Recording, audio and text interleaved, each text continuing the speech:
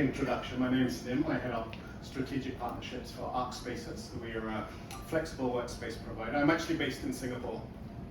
So we have locations in Singapore, Shanghai, Beijing, Hong Kong, and KL. We've been in KL for 10 plus years. We do have a sister brand here in KL, which is a hotel called Else Retreats. So if you've ever been to, it's the old Lee Rubber building off Petaling Street. So do come and check that out. We have a couple of nice restaurants. So today we have Emile and Renee, who I've both known for quite a number of years, and we wanted to take a bit of a deep dive into not only AI but also wellness. But before we start, maybe we'll start with a couple of introductions. Renee? Yeah, hi, my name is Renee from the AI International Institute. I wear a few hats besides that.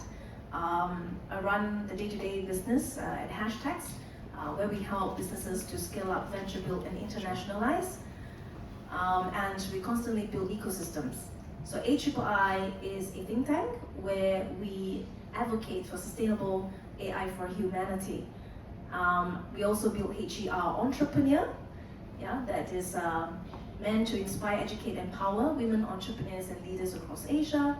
And Hash, of course, we know is about the innovation and tech, sustainability kind of content and programs around it.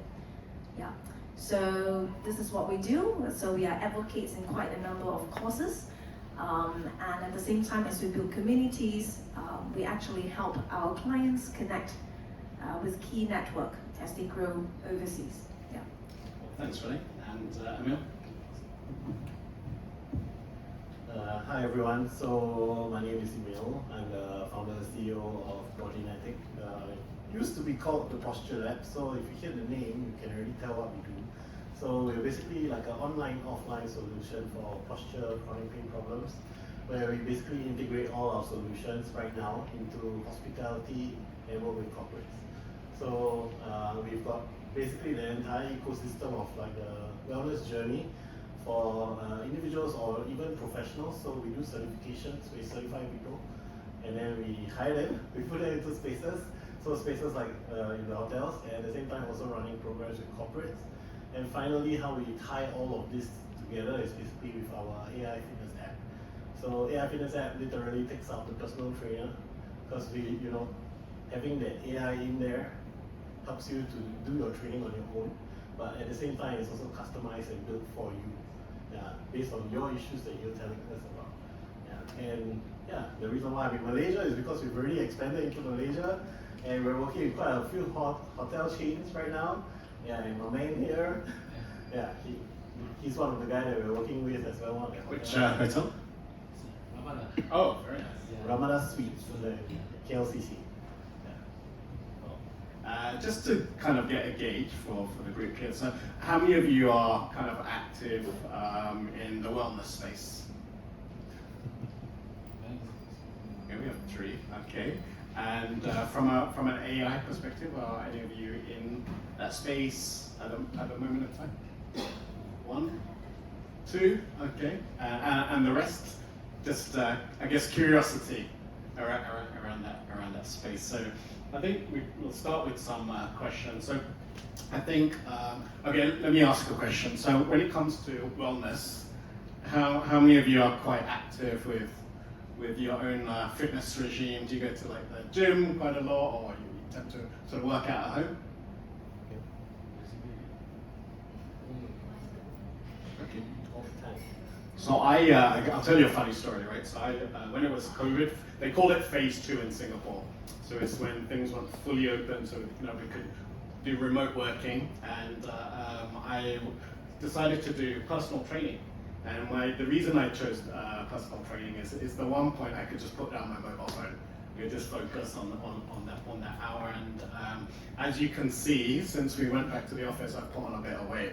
So it didn't kind of stand the test of time. So I kind of struggle with those group classes, because my fitness is not as good as like most people, right? So I think when it comes to like personalized, programming, whether it's with hotels, what are you sort of building at the moment, Emile? So for us, I think a lot of what we do with hospitality, I think a lot of people right now, if you were to look at hotel, the best example of wellness right now is Westin, right? Westin Wellness Program. Right? But at the same time, when I look at Westin Wellness Program, to be honest, as a sports science practitioner myself, when I deep dive into that program, I still feel we're not fully actually talking about wellness per se. We're just talking about yoga classes, Pilates classes, running. That does not hit the spot when you talk about wellness. The whole circle of wellness is basically about you, your physical, your mental, and all the different states of which comes together as one. Right? So what we do in the hotel basically is we walk through the entire journey with the hotel, and we see, like, based on the theme of the hotel, what are they trying to gain, what are their guests that come to them, who are their people, and from there we craft the program accordingly. Yeah, so for the hip hotel that wants like high intensity classes, we will program it like that. But our intention at the end of the day, because we have been focused on posture, chronic pain problems, which is a global problem, we want to actually focus on that. So if you were to join our yoga class, let's say at the hotel, it is very specifically targeted for posture, chronic pain problems, and to actually help you resolve those issues. Yeah, and let's say the digital programs that you have, let's say in the room, we're actually also doing that, but to give the guest, the choice to decide whether I want to see face to face or I do it in the room. Yeah, because some people don't like it, some people want it. Yeah, and then of course the app, right? Lastly, like if at the end of the day, like I go to the hotel gym, I have no one to train me, there's no trainer. I downloaded this app, you just mount it on the stand, do the exercise. Follow the phone, it will tell you everything you need to do, and that's it. Yeah, so it's super customized to you. Yeah. Thanks for that. And Renee, you're with the, I'm going to make sure I can pronounce the whole name here, Artificial Intelligence International Institute. So based out of Singapore, but operating regionally. What was the intention behind setting up this? Yes, it is a think tank where we advocate for sustainable AI for humanity. So what we do is that we impact and bring together the AI ecosystem, and we're talking about the academia, the industry leaders, as well as the government bodies. So far, the projects that we're working with are with the government. So we were involved in the largest AI conference in the world, where Jack Ma and Elon Musk once spoke and debated on stage in 2019. That happened in Shanghai, the World AI Conference. So last year we hosted the International AI Forum, where we brought in 9 country representatives and United Nations Industry Development Organization. And we had a discussion not just about the latest AI applications and technology, but also ethics, right, and implications, what the government's point of view. And so that was a global discussion at that session. And then we had a cross-border exchange at that time with Singapore. And then the Chinese came over to Singapore at that time, where we hosted the AI Mega Experience alongside with this switch. Okay? And what's your initial take on the, this maybe it's a heavier question, what's your initial take on the kind of the ecosystem here in Malaysia? Ecosystem with regards to? We're in terms of like talent and a business appetite in Malaysia. In AI or yes. in health and wellness? AI specifically for Malaysia. I think the industry here is trying to learn. We see that the government has been sending delegation locally to overseas in certain key regions to learn about the latest innovation. And I think it takes time for companies to pick up anything that's new. I think once we talk about digital transformation, so then for every company, we need to be aware, have they even reached that stage before we talk about frontier technology like AI, right? So, but people are trying to learn how they can, so it's the time where learning is happening, upskilling staff on simple usage. We're not talking about AI development here, we're talking about the usage and applications of AI in the day-to-day work in the first place. So that's level 1 transformation. Obviously there's some, I guess, ethical considerations to be had. So is anyone like, I don't know, scared of AI? You think Skynet's coming? No, we're all fans here. Okay, so I think maybe kind of Emile, when I know you're doing kind of a lot with bodynetic, right? So if we were looking at from an ethics standpoint, where do you sit with this right now? So in terms of ethics, for us, I think because we're developing like the AI models and stuff like that, so we do know that there are models out there that can actually effectively almost segregate people. So like the reason why we have to build our own models is because in Asia right now, in terms of fitness models, there aren't much. And then the bigger ones that you have are in UK, US, and I feel a lot of that is actually very skewed. Yeah, skewed data. And the thing is, we're not going to use that. And based on our own analysis and what we are trying to do with our data training, we actually equal the training field, so we make sure that there's enough men and enough women in the data that we're putting in there, so that it's also being benefited to both sides. And this is what we found out from actually our testing. The first exercise we put into our system was actually squats. Okay. And I think we're the only app that has separated male and female for squats. Because there's a difference in the body type, that squats is differentiated. Yeah. So that's the level at which we're looking at the ethics of it. And at the same time, I mean, like we also can cover areas like the PPA, privacy laws and stuff like that. So we have done it in a way that it will be done like when you run the program on your phone, everything is actually through your phone. We don't collect that information. You don't have your face. You don't have anything. Yeah. And then after that, once you're done with the exercise, then it's sent up to the cloud.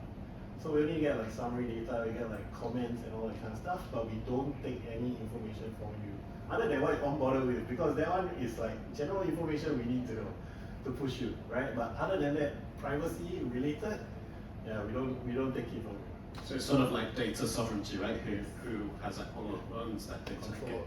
Okay. For yourself. I would say with regards to ethical framework, we need to address things like biasness. So let's talk about inclusivity and diversity in the data, but it always starts from the human, the team that is developing the product. So if the product team is not inclusive and diverse in the first place, they are unable to give you opinion and suggestions in the right way, right? And therefore the data that you collect may also be skewed. So you can't have an all-men's team or just people from a certain culture or country, right? Unless that is your only market that you're serving. If you're serving a global market, you need to ensure that the team is quite global. Yeah? So has anyone, I think, is it Gemini? They were recently in the news, so they were talking about inclusion and diversity, but then it went a bit to the extreme. Did you hear about that?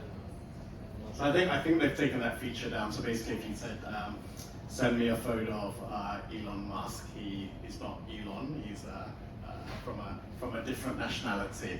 So it's so I went for this talk with TikTok in Singapore. So they said it's like almost like you with an onion, right? You've got to show it basically a picture of an onion like 10 times, and it can kind of identify and it's who is providing that, those insights, for example, that you're doing.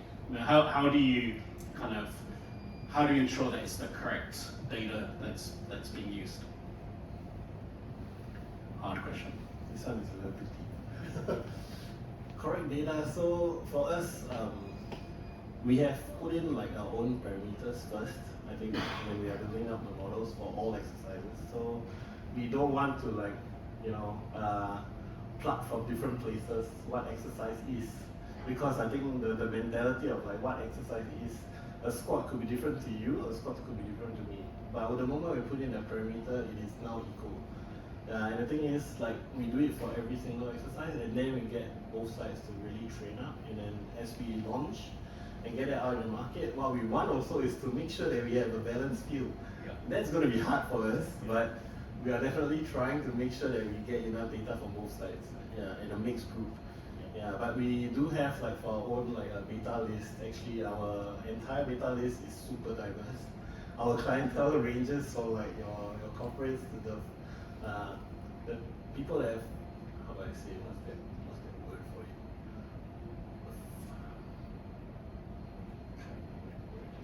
What's the context? Like the people from overseas, they come to work, and what's the word for it? Expats. Yes. Thank you. The word is not working. Yeah.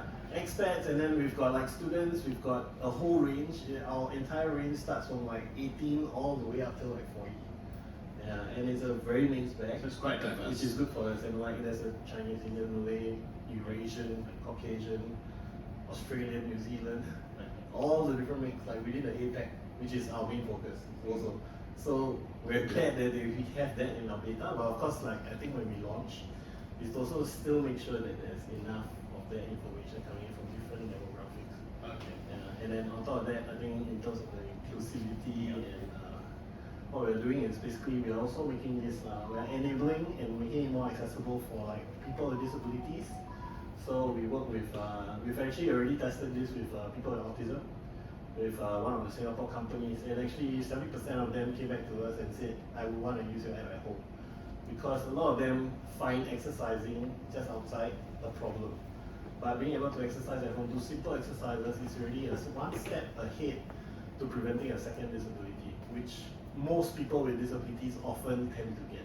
So actually also, I guess elderly as well, so Malaysia is, from what I can gather, it's an aging society. So I think UN has provided a stat that if 7% of the population is above 60 or 65, it's an aging society. Malaysia by 2030 will have 15%. You know, and I think actually with COVID, right, the real pandemic was isolation. So I can see this perhaps helping in that particular space as well. Are you doing anything with kind of elderly? This is not in Malaysia. We've actually got a partner in Vietnam. They basically work with all the community centers within Ho Chi Minh and Hanoi, so all the elderly centers. And they've agreed to actually bring us on to actually work with them and do the testing. And if it's all good, we'll actually roll out in Vietnam first with the elderly population. Yeah, and if it works out, I think that model, we should be able to roll out it anywhere in Asia. So I've got a question for Renee, but with one of Renee's other hats. So one of Renee's other hats, she's the founder of Her Entrepreneur. So they've been running for across multiple markets, right? You know, Philippines, Malaysia, Singapore. From a inclusivity perspective, how can I think one of the criticisms, let's say when you look in the crypto space, right? You have the boys in the I'm wearing a black t-shirt.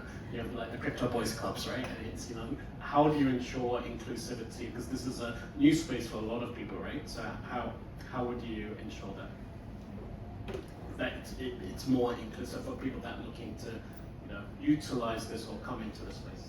Yeah, I think we need to advocate more and let people understand the implications of not being inclusive and diverse, the reasons why it needs to be done. There are some examples because there's serious implications. So if you're talking about health apps, right? We know Fitbit. Everybody knows Fitbit. So early days, it's able to detect your heart, monitor your heart rate, but it's unable to do so accurately for people with darker skin. And why so? Because you don't have sufficient data, right? So you have implications like this. How about in jobs, right? So in 2018, Amazon had a hiring tool, and this hiring tool is for recruitment purpose. And they had recruitment data of resumes for the past 10 years. And for the past 10 years, most of the resumes came from men, okay? And the AI detected it as such. So when you have resumes coming from women and they start writing things like women's something club, right? Chess club, whatever club, it rejects them. Why? Because it has learned that for the past few years, for Amazon to be successful, for example, these are the profiles of candidates that would be suitable. So it's quite male-oriented, yeah. So then it's no longer fair anymore, right? I'm going to hold you there so we can, so little exercise, so just you get out your mobile phones and if you just search billionaire, just the word billionaire, can you let me know what image comes up?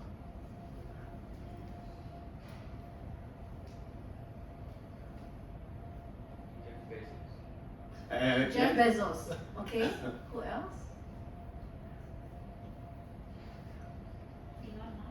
Okay. Yep.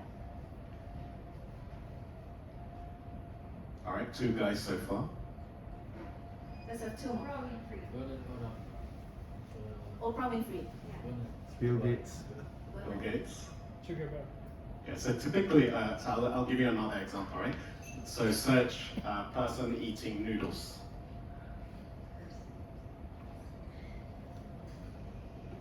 Just describe the person, it doesn't have to be like the name. Guys, feel free to come and take a seat as well. Yeah, it's all right. Okay. Bias or Asian? Yeah, so Chinese, right? So if you, so it's obviously not correct, right? So if you search somebody eating noodles, it'll probably post a South Asian person. If you post a billionaire, you know, maybe it's a Caucasian male. So there's still, you know, biases, right? So I think, you know, even though it's a relative new space, right? It's still based on our own biases. I think that would be a big challenge, right? How you ensure that it's, you know, inclusive as well. I think ultimately it's really about, you know, human connection being at the core, and I see it as more of an enabler versus, you know, being the main star. So I actually use ChatGPT quite a lot myself for my day-to-day. From a content perspective, sometimes like I have a thought in my head, but I don't know quite how to articulate it on a certain time frame. Does anyone else have they used like ChatGPT? I guess everyone, right? What do you use ChatGPT for? Content. Mostly content. Content? Who else? Anyone else? Content, okay. Who had their hand up? Okay. And what's the reason you use it? Save time or? Okay. Okay. So do you whatever you put in, you know, so do you take that version and then use that, or do you still have to edit, right? So yeah. I still have to put in my thinking. Okay. So is that ChatGPT generated. Yeah. So there's a thing now called like Pilot or Copilot. So Microsoft have brought out this Copilot. So I think how I could see that coming into the wellness space. I can also see that disrupting the education space. So how kids are learning at school, rather than trying to just memorize stuff. It's just like, you know, I think that ability to think critically and communication. I think that's gonna come to the forefront, I guess, as well. What would you say? Both of you. Do you see, I guess, in terms of skill set required in this new era, what would you say are like the top one or two skills? Skill sets, right? Yeah. So first of all, I think it's instructional writing, right? Because most of the systems today are English focused, like your ChatGPT. Of course, there are other applications and platforms that can do translation. It's just that how accurate it is, especially for nuances or specific culture. Yeah, the word may not mean what it is, right? So it starts from there, instructional writing. How you instruct someone, then how do you instruct ChatGPT, for example, to curate something that you want? Taking on the role that you play. So you gotta say, like, ChatGPT, imagine you are a marketing manager who needs to design, you still be very specific. So it trains people to be specific in their... You sort of have to prompt it. So there are even cases where people are starting to teach English lessons, right, as basic, like learn English and then instructional writing. You don't care about grammar today, not like in school, because they can correct it for you. Yeah, so that's the number one thing, and be willing to try different tools. Yeah. Okay. Do you have people, you know, like for example, you provide these personalized plans, right? Do you just have like individuals that will just say, oh, I'll just go ChatGPT and believe whatever? So I think for our world right now, ChatGPT and customized programs still not the best. Yeah, I think you still need to put on the critical hat as the practitioner. Let's say if I want to really program a 1 hour program or whatever, I can actually do it on ChatGPT first. But after that, I need to make sure I put in my own knowledge of like, what else do I need to do in this program that is specific to these people, this demographic that I'm working with. If not, it's really also skewed. Yeah, and the thing is, there's always this commonality because I think they take this off the internet, right? I mean, YouTube and stuff. How much of the videos there are like all the same, right? So those are the stuff that's actually like being told to you to actually use those. But we've got actually our own set of exercises that we know also work, and it's even simpler than following YouTube. Yeah, so we will take that as like with a pinch of salt. Yeah. I think strategic thinking and critical thinking is number one thing that we need to learn. The second thing is emotional intelligence. So do things that AI cannot do, yeah, because they lack certain things as well, like common sense, culture, values, which human beings have. Yeah, so build on that. Skynet's not quite yet. Yeah. Okay. Does anyone have any questions that you'd like to ask Renee or Emile? I have a question. I'm Amy. I work for Signature Market. I'm in the community department. So I just want to ask maybe both of you, how do you actually maintain and keep your community engaged? Because that's what Yuki and I do.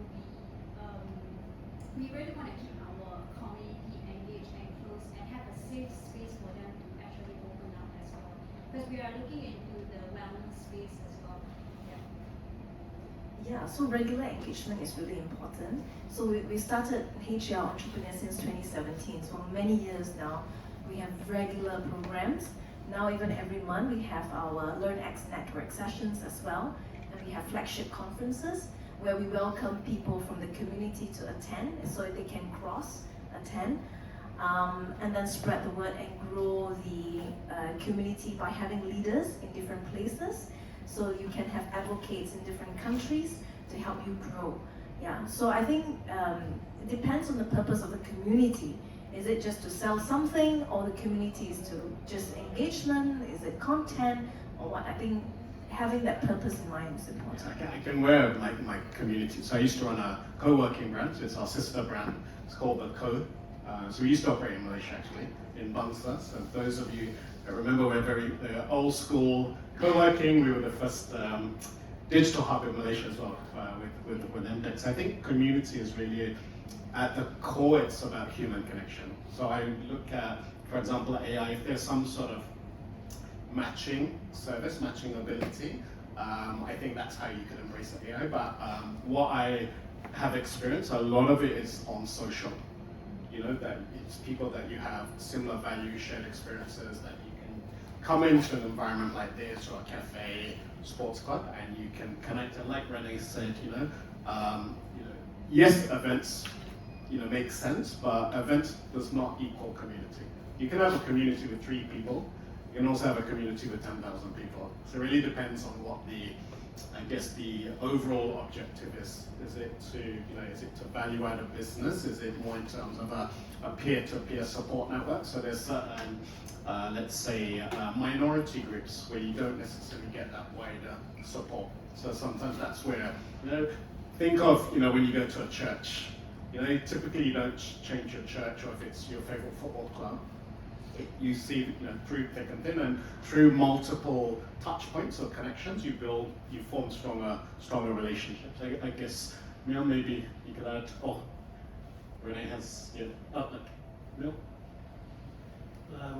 I think for us also, because we are starting off in Malaysia already, we're just going to roll out the first one. So for Malaysia right now, our community is only the people that we've certified so far for like sports massage and stuff. But they're already in our Telegram group and stuff, and we are communicating there.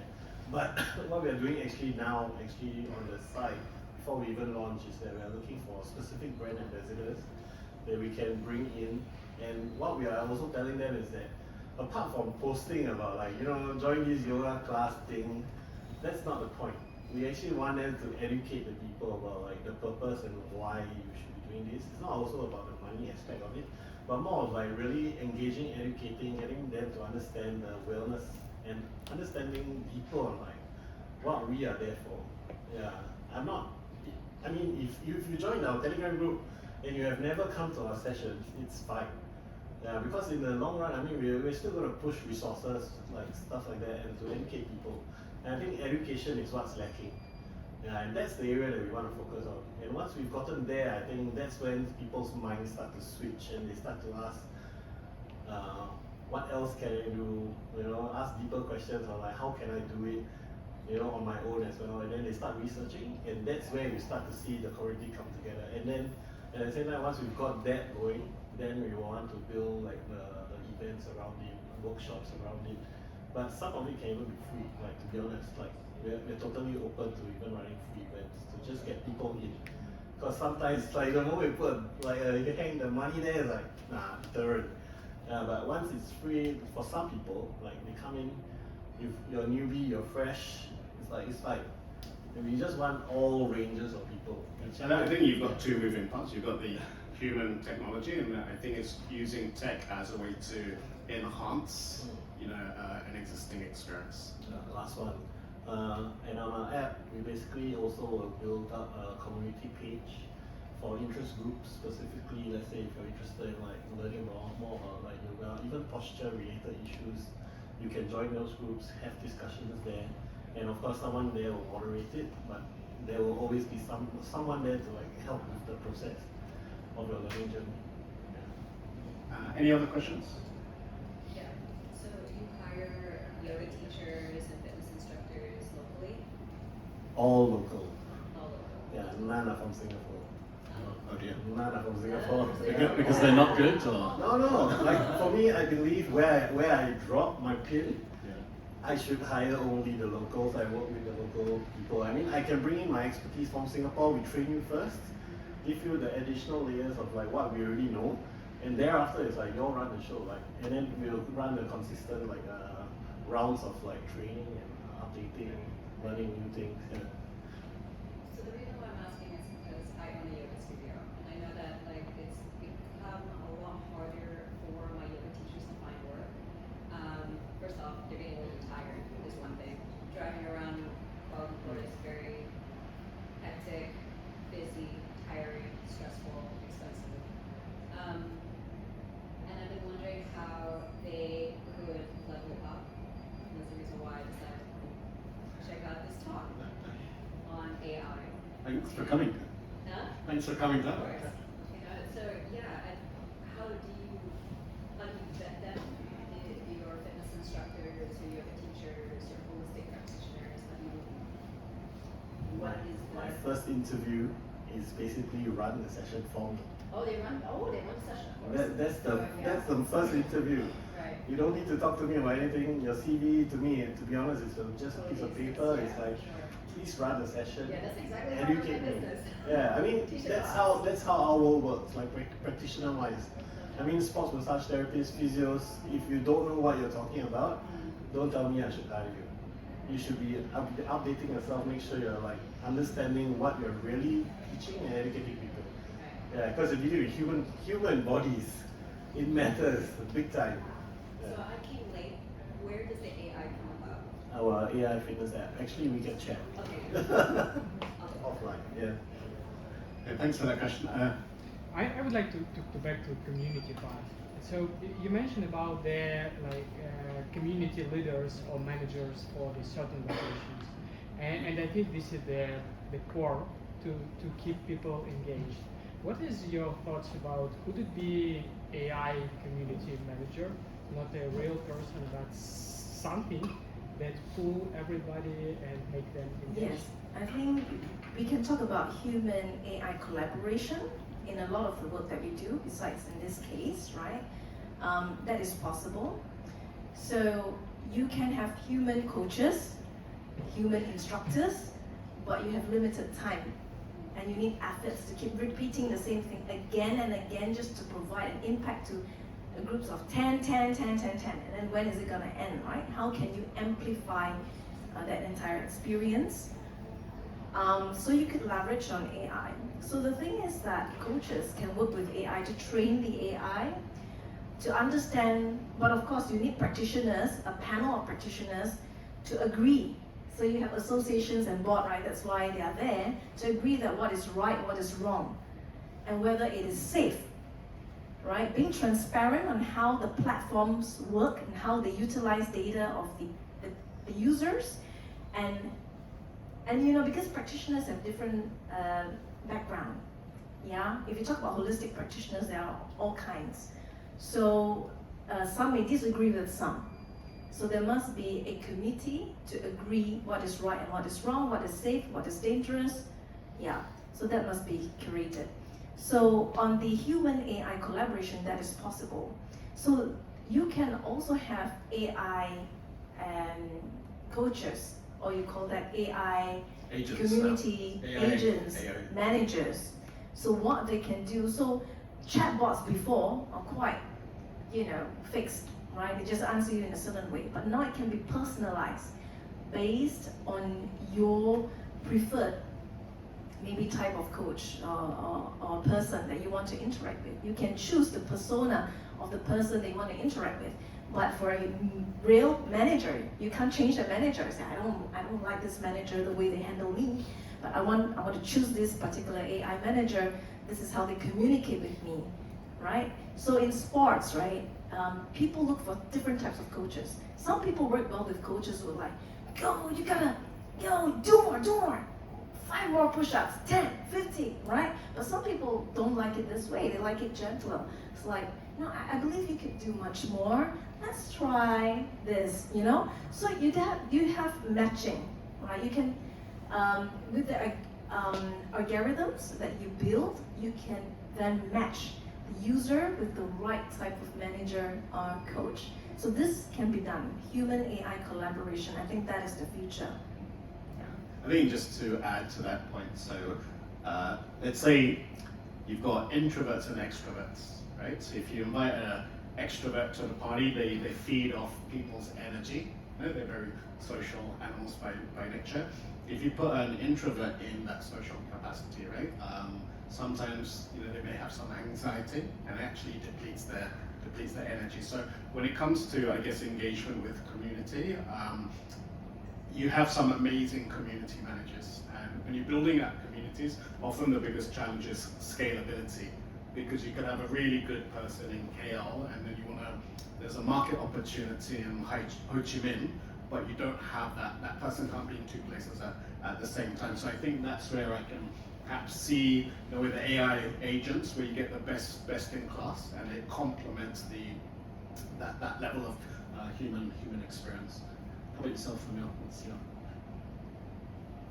We have not explored that area yet. Okay. I don't think we're ready yet, because even our just AI model for exercise alone is already a 2-layered thing. Because I think what sets us apart from all the other fitness apps is that, the second layer is that when you do an exercise and you track that you're like doing 30% of it wrong already, we already know, and we're pushing new exercises to you through that. So nowadays, all you see is the correct route. That's it, right? But we want to go that one level up. Yeah. So let's say if you do a squat, your back is like always leaning forward. Yeah, we want to actually work on that part to actually make sure that you're not going to injure yourself more, and make sure you work on it more, and then like prevent all that. Yeah. And then on community end, I think we're starting from like ground zero and then gradually working our way up. I think also with the AI agents, right? You might have, so those of you that use Siri, right? It might just be, and Siri can't really have that level of conversation, right? So maybe that's a level of community management, in terms of where should I be, what and also recommendations as well. So particularly in KL, right? There's so many events. Even if you just look out, we do latest events time out, right? And it can be like a bit like mind-boggling at times. Versus if you have based on your own experiences and the type of engagement that you're looking for, I think that's where, in the short term, I think that's where AI can play a part. Any other questions? Yes. Yeah, I'm actually interested more in how AI can reach in the mental health space, because I don't know, probably it's a mindset thing. Like, how can or AI possibly know how to talk to a human in a mental health capacity? So yeah, I'm kind of curious. As a friend or as a practitioner? Not as a practitioner, like a real therapist where you have to get license and training, Yeah. but at least Real to a point- application of mental maybe wellness. practical things like, not the. I can share an example with you of a project. Yeah. So it's voice AI, as a biomarker to detect depression and anxiety. So it is at the level of acoustic. It's not language. It's not language based. So it will be what you call medical device as a service, right? So you don't need a machine or anything. It's all embedded in the application. So through voice, they make you say something, and from the different layers of the voice, they are able to detect and tell you, your likelihood of having anxiety or depression. Right? Based on your tonality. More than that. Okay. Acoustic, not just tonality, more than that. Right. So this project has successfully launched in China, of course, but it's a Chinese model being built. And this, of course, they will require multiple, they need regulatory approval, because then it's like a medical device as a software service, right? Yeah. So, they work with government bodies to roll this out in their applications. So your question is from like a end user consumer perspective, or are you looking at it from a business Both perspective? actually, like how would someone trust the AI who's able to sort of support in their mental health journey, for example, but not really replacing a therapist for sure, because I think that still needs some personalization. But yeah, just like a general, for someone who's like, I think I have depression, but I'm too shy to go and see someone, right? So how can like an app or AI sort of help them determine, like, yeah, you do have these symptoms, maybe you should be seeing something. Can I add a bit on? So I think we've done a few talks, and we've just signed a partnership with Penguin Publishing. So we do book talks for them across Singapore and Malaysia. So we recently did a talk with Molly Rogers. She's the general manager for Longshore. She is also the author of Emotional Inclusion. And so one of the things is there's a stigma around mental health in Asia, right? So for example, let's say I decided to go for therapy, right? It's not something necessarily I can openly talk about. Maybe my employer judges me, maybe my parents or extended family might judge me as well. So I think it's some of those micro practices when you look at well-being. So for example, I journal like every day, right? And that's my thing. Other people might go to the gym. So I think there are kind of day-to-day experiences, and then how I think the isolation is the big one, right? Because particularly for like in Singapore, Malaysia, there's a bit of anxiety creeping in because we're stepping out of COVID. Job market, it's a little bit hit and miss at the moment. But I think there are some good resources actually in the US. So if you look at, I think it's called Spring Health. So you may want to kind of check them out. I think so back to human AI collaboration, right? So level 1, you can have AI in which you can interact with, especially for certain cases, especially the younger generation, they like to chat, they like to type. And then you have that level 1. However, the system must be able to detect at which point they require human intervention. Because it may reach a point, maybe it's a case of, a negative impact because of the conversations. So the AI has to be built in such a way that it's smart enough to tell at this tier if there are certain keywords, right, detected, there must be human intervention. Because at the end of the day, AI cannot replace human. It can only complement, right? Complement meaning you use the data sets, you analyze them, they give you insights to make decisions. But they cannot replace a human practitioner per se, who will advise you, use emotional intelligence to advise you in a certain way so you feel comfortable. Because if not, if it's AI, it's just direct, right? Yeah, so the human AI collaboration is important here. I think a lot of the mental wellness apps that are out there right now, I think if you search the market, a lot of them are actually at the level 1, right? Where it's you either are like journaling, you're doing like some questionnaires, you're just going in there like how's my mood, how am I feeling, all of that, different things, which then comes up as like a final summary data, which then they know whether or not you need to speak to someone. So actually, there was one app that I tested, like did a beta test together with. They did it for founders, and then what happens is that you get to choose your therapist as well. So you can actually chat with your therapist, but you're not face to face, and you can also decide at whatever point to actually change your therapist. But the therapist is a person and a human, so that they understand what is going on and they understand your feelings, your emotions. But beyond it, I felt like what was lacking is that I'm not seeing you face to face. Sometimes I'm also like questioning, like, this could be, generative tool, you don't know, right? You can put a name there, but like to me it's like, question. Yeah, and so I think there are a lot of different things that we question when it comes to mental health aspects, but to be honest, I, as a practitioner for the sports science part, we are also looking for mental health related partners that we can bring on board to actually work with, because we find that this part is actually strongly lacking. Yeah, and the thought and education of like even like down to depression, like loneliness, all those issues. We may be the happiest people around, but like we may have the deepest amount of problems. So those are the things that we want to actually really talk about.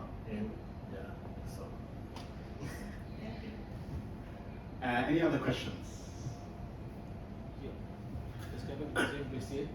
Let's say for the AI intelligence, let's say do like sleep monitor, right? So of course, those who don't really go into the AI, like new learners, so this one is the thing for them, because they said they not enough sleep because of sleep training, all these things. But using this app, they can monitor their sleep and everything. It's at least they know where they're heading to, and then that is first stage, and say it's a first stage for them to understand the application, and also for them after that what I'm going to do. That's where come the doctors and everything. At least I know what myself using the application. Okay, I think I have to go see doctor. So that's where the professional doctors are coming. So for me, it's like education tools for the. And also you also know where I'm going. At least these applications will help you.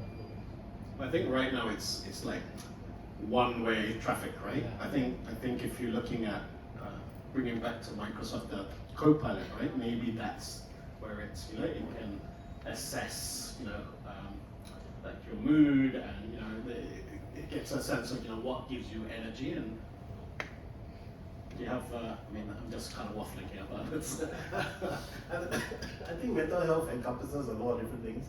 It's basically a whole life in there, right? So we can't just judge it from work. We can't just judge it from everything. We need to see every single part of like what you're doing. Yeah, which then affects like your result. Whether it's positive, negative, do I need help? Do I need to just speak to a counselor rather than going to a psychologist, right? Or do I need to see a psychiatrist, right? Then all these things are different layers also. So counseling is like step 1. Psychology is step 2. Psychiatry is like next level, right? So I think also the people that are building this app also need to understand that apart from building an app to say I want to help people with mental health, it's like you need to understand the point of view from the psychiatrists, from the psychologists, from the counselors, and how they deal with it as well. Because when they hear this, they also have a way in which they work. There's different frameworks also that they apply when it comes to mental health.